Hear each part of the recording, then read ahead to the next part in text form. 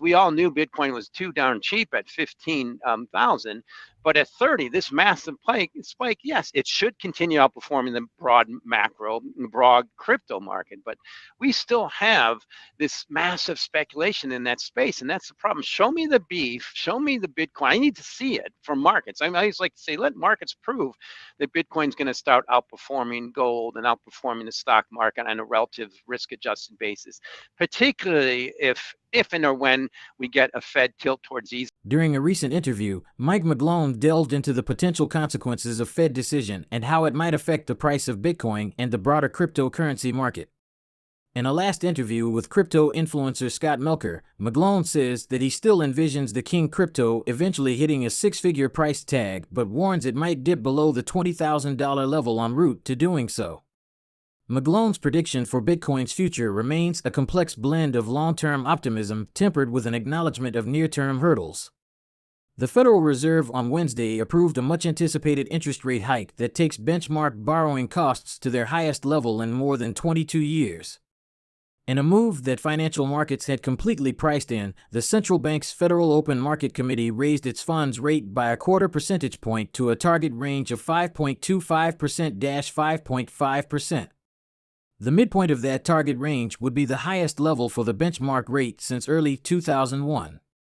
The leading cryptocurrency by market capitalization, Bitcoin, is currently priced at $29,477, indicating a modest 0.9% increase in the last 24 hours. However, it remains notably below its peak earlier this month, which reached $31,800.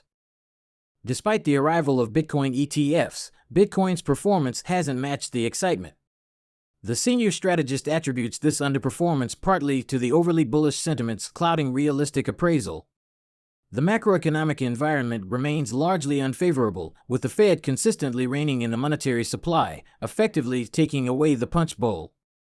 According to McGlone, he maintains a robustly optimistic outlook on Bitcoin's long-term future, considering it to be a promising investment. Conversely, he holds a pessimistic view on the stock market, implying a bearish sentiment. Here are a few glimpses from the discussion that we'd like to show you. Before we proceed, make sure to subscribe to the channel and hit the bell icon for more updates.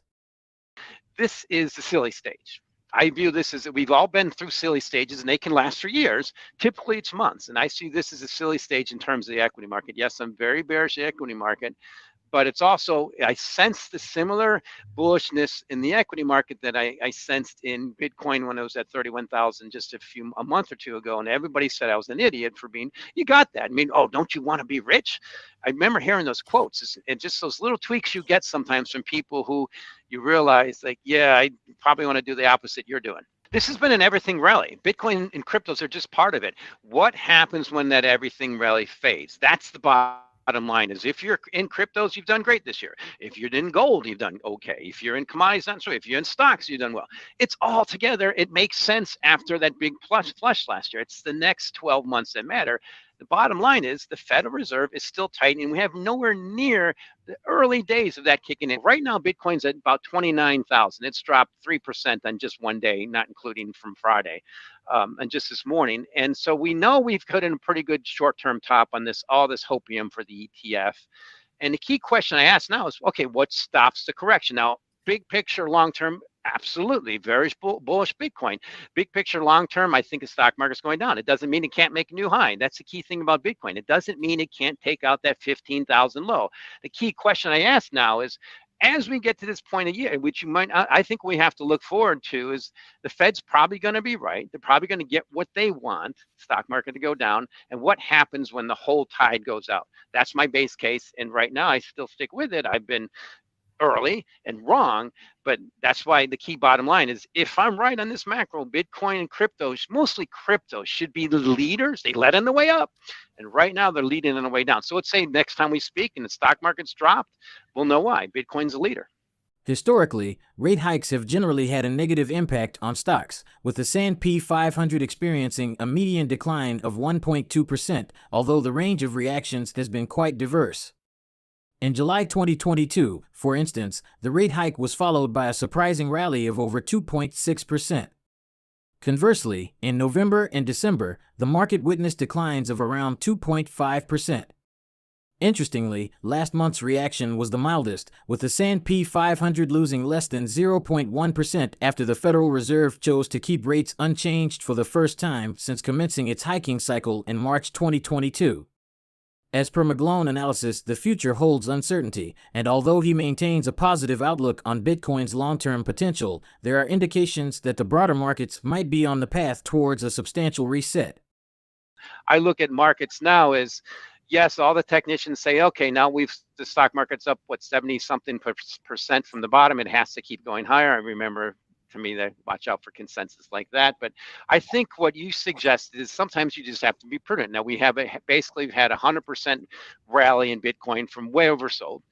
And one thing I did have a chance to do on my vacation is I always love to catch up on financial history and reading. It's just kind of my passion, and potentially I do it for a living. And I'm kind of wanted to push back in my view that we're going to not have a reset of a lifetime, and have actually accentuated. I think we're going to have the biggest reset of a lifetime, partly because what's happening with the narrative. And the key thing is crypto. So bottom line, I'll mention in macros, every major pump in history, every major technological revolution comes with a liquidity pump, and that technology leads it. And this one has been in the back of cryptos.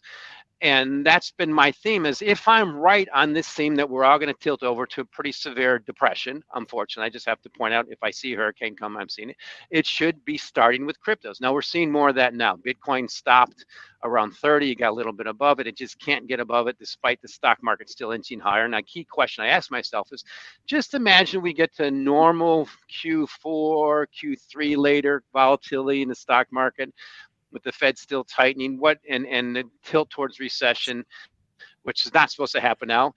Just if we get a normal little pullback, what happens to these high beta, high velocity assets? And that's happening. So I'll end with this. On a 1-year basis right now to July 24th, the S&P 500, gold, and the Bloomberg Galaxy Crypto Index are all up about the same percent, 15%. The lowest volatility is gold, so that's the best performer. When you do your measures, you do your value at risk, you're running hot money, which I've done with clients, you're going to overweight that gold, and the highest volatility is the cryptos. You're going to underweight that, and it's been your worst performer. As of the recent Federal Reserve meeting, all attention was on the anticipated interest rate hike, but it didn't cause significant volatility for Bitcoin, which continues to trade in a range between $29,000 and $30,000. However, stocks experienced some wobbling during the press conference that followed the rate announcement. Federal Reserve Chair Jerome Powell expressed confidence in a soft landing for the economy and mentioned that rate cuts are unlikely to occur this year. The situation suggests a cautious approach by investors, with both Bitcoin and the stock market responding to the Fed's statements.